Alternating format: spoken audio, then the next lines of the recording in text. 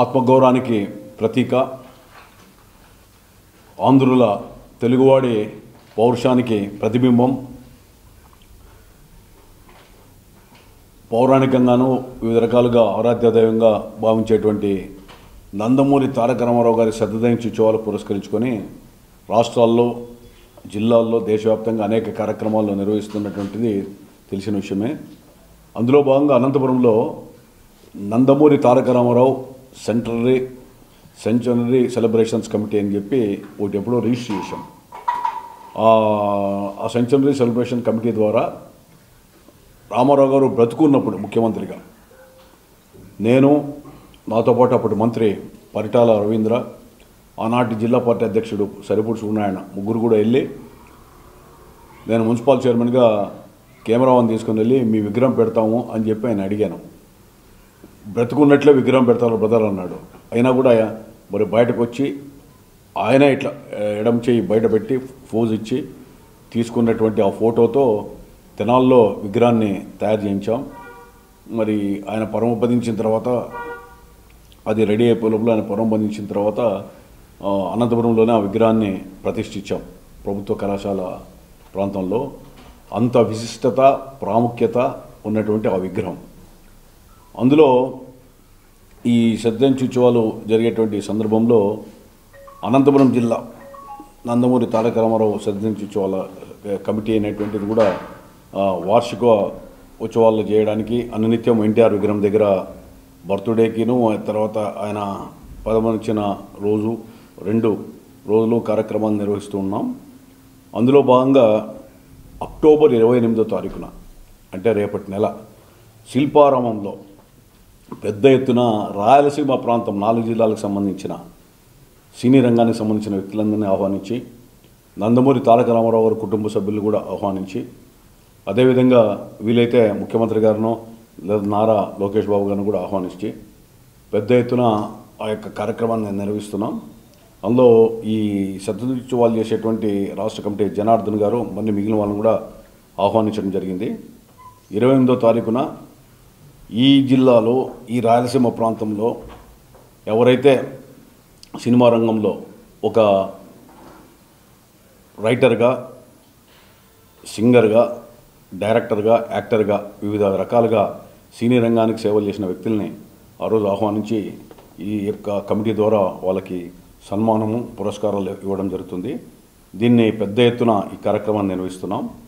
ఇందులో ఔత్సాహికులు అనేటువంటి వాళ్ళంటే మీ పాత్రికేయులు కానీ మిగిలిన వాళ్ళు కానీ రామారావు గారితో అనుబంధం ఉన్నటువంటి వ్యక్తులు, రామారావు గారు పార్టీ పెట్టినప్పుడు కానీ అతనితో ఉన్నటువంటి సాన్నిహిత్యం ఉన్నటువంటి వ్యక్తులంతా కూడా కలిసి మనం ఆ రోజు ఒకటి కమిటీ కూడా ఫామ్ చేశాం. దాంట్లో కొంతమంది పరమపదించారు.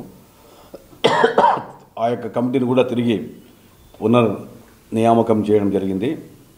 అలాంటి వ్యక్తులు కూడా, అంటే జిల్లాలో ఉన్నటువంటి వాళ్ళని కూడా తీసుకొని పెద్ద ఎత్తున ఈ కార్యక్రమాన్ని నిర్వహిస్తున్నాం. మరియు ప్రజలు, పాత్రికేయులు కూడా మీరు ఈ ఆహ్వాన కమిటీలు ఇవన్నీ కూడా ఏర్పాటు చేస్తున్న కమిటీలకి ఎవరెవరు ఎక్కడెక్కడ అంటే సినీ రంగంలో మరి సేవలు అందించారు, అదేవిధంగా నందమూరి తారక రామారావు గారితో సాన్నిహిత్యం ఉన్నటువంటి వ్యక్తులు కానీ ఈ విధంగా వివిధ రకాలుగా అవన్నీ కూడా అన్వేషణ చేస్తున్నాం. కమిటీ వాళ్ళకి అప్పచెప్పాం. ఆ రోజు సాంస్కృతిక కార్యక్రమాలు, వివిధ రకాలు కూడా కార్యక్రమాలు నిర్వహిస్తున్నాం. ఏదేమైనప్పటికీ నందమూరి తారక రామారావు గారు ఒక చిరస్మరణీయుడు. ఆయన తెలుగు పౌరుషానికి కానీ, ఆత్మగౌరవానికి కానీ, అదేవిధంగా అవినీతికి తావులేని ముఖ్యమంత్రిగా ప్రభుత్వం నడిపినటువంటి వ్యక్తి, ఆనాటి కాంగ్రెస్ పార్టీ అవినీతిని ఎలుగెత్తి ప్రజల దగ్గర పోయి చాటిన వ్యక్తి. అంతేకాకుండా క్రమశిక్షణకు మారుపేరు. తెలుగుదేశం పార్టీగా వ్యవస్థాపకుడిగా ఆయన ఆశయాల్ని, ఆయన విధానాల్ని కొనసాగిస్తున్నటువంటి చంద్రబాబు నాయుడు నేతృత్వంలో పార్టీ కొనసాగుతుందంటే నందమూరి తారక రామారావు గారు ఆ రోజు ఇచ్చినటువంటి సందేశం, ఆయన ఇచ్చినటువంటి యొక్క వారసత్వంగా ఇచ్చినటువంటి ఆ యొక్క పార్టీ విధి విధానాలు, సిద్ధాంతాలే ఈరోజు రాష్ట్రంలో కొనసాగుతున్నాయి. అందులో భాగంగా పేదవాడి కోసం ఆయన తీసుకున్న అనేటువంటి నిర్ణయాలు, ఏ కమ్యూనిజమా సోషలిజమా అని చెప్పి ఆ రోజు ప్రతిపక్షాలు అడిగితే నాది మానవతావాదం అని చెప్పినటువంటి ఏకైక నాయకుడు, గొప్ప వ్యక్తి. మరి అలాంటి మహోన్నతునికి యొక్క ఆ సినీ రంగంలో ఆయన అందించినటువంటి వేసినటువంటి పాత్రలతో పాటు సామాజిక హితం కోసం ఆయన చేసినటువంటి అనేక కార్యక్రమాలని మనం స్ఫూర్తిదాయకంగా తీసుకుంటున్నాం. అది చరణం చేసుకోవాల్సిన బాధ్యత కూడా మనందరి మీద ఉంది. కాబట్టి ఆయనతో కూడా ఆఖరి వరకు నాకున్నటువంటి సాన్నిహిత్యం మూలాన ఈ కార్యక్రమాన్ని దిగ్విజయంగా నెరవేర్చాలని చెప్పి ఒక ప్రణాళికబద్ధంగా రూపకల్పన చేశాం. దీంట్లో మరి ధర్మవరం, హిందూపురం, అదేవిధంగా వివిధ ప్రాంతాల్లో కళ్యాణదుర్గం కానీ సింగనమల లాంటి ఆ రోజు సాన్నిధ్యం ఉన్న వ్యక్తులతో కూడా కమిటీ మరి పునర్నియామకం కూడా చేశాం. కొంతమంది ఇట్లా చనిపోయినారు ఉన్నటువంటి వాళ్ళు కూడా. రేపో ఎల్లుండో మళ్ళీ కమిటీ సమావేశమై ఆహ్వాన కమిటీలు వేసి బాధ్యతలు తీసుకొని ఈ కార్యక్రమాల పట్ల పెద్ద ఎత్తున మనం ఈ కార్యక్రమాన్ని నిర్వహిస్తున్నాం. దీన్ని మనం పాత్రికేయులు కానీ ఇతరత్ర రామారావు గారి మీద అభిమానం ఉన్న వ్యక్తులు కానీ లేదా రామారావు గారు సమకాలికులైనా సరే లేదా ఆయన అభిమాన సంఘాల్లో ఉన్నటువంటి ఒకప్పటి అంటే ఇప్పటికి ఉద్ధతరమైంటుంది అయినా వాళ్ళైనా లేదా రాజకీయంగా తనతో సాన్నిహిత్యం ఉన్న వ్యక్తులకి అందరూ కూడా మనవి చేస్తున్నాం. ఆ రోజు పార్టిసిపేట్ చేయండి. తర్వాత ఈ సినీ రంగంలో వివిధ రకాలుగా సేవలు అందించినటువంటి వ్యక్తుల యొక్క పేర్లని అదేవిధంగా వాళ్ళ యొక్క వివరాలను కూడా సేకరించి అందజేయవలసిందిగా కమిటీకి మీ ద్వారా వాళ్ళని అభ్యర్థిస్తున్నాను.